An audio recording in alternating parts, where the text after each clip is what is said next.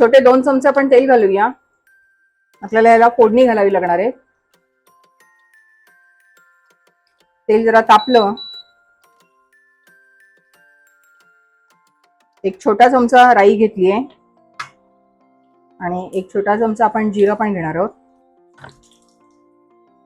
याचं महत्वाचं साहित्य आहे, मी ह्याच्या आधी पण हा दाखवलेला मुरंबा, तर आपण हे चेचलेलं लसूण घालणार आहोत त्याच्यात. लसणामुळे खूप सुंदर लागतं. पाव चमचा आपण हळद घालूया. एक छोटा चमचा आपण लाल काश्मीरी मिरची पावडर टाकणार आहोत. आणि याच्यात आपल्याला पण हा कैरीचा किस घेतलेला आहे, कैरीचे तुकडे केले तरी चालतात.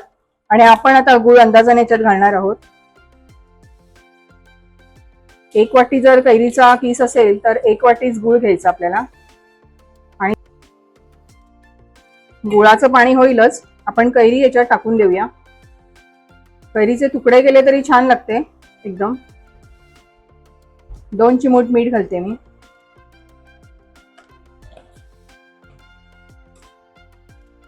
आपण याच्यात साखरेचा पण आपण चहाचे एक 4-5 चमचे साखर घालूया. आता गोड आपल्या आवडीनुसार कमी जास्त करू शकता.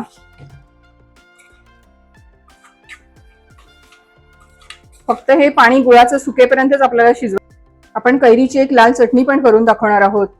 त्यासाठी मी ह्या काश्मीरी मिरच्या भिजत घातलेल्या आहेत, ओलं खोबरं आहे आणि लसूण पाकळ्या आहेत, तसंच कैरीचे काही तुकडे घेतलेले आहेत. थोडंसं आता मीठ घालू याच्यात आणि हे सर्व मी वाटून घेऊया. ह्याला मी फोडणी घालणार नाहीये, ही नुसतीच ठेवायची. भाकरी बरोबर वगैरे खूप सुंदर लागते. एक चहाचा चमचा साखर घालते, कारण ती आंबट गोड चवीची आपली हे होईल. आणि आपण ही वाटून घेऊया. मस्त असा लसूणी मुरंबा आपला तयार झालेला आहे कैरीचा.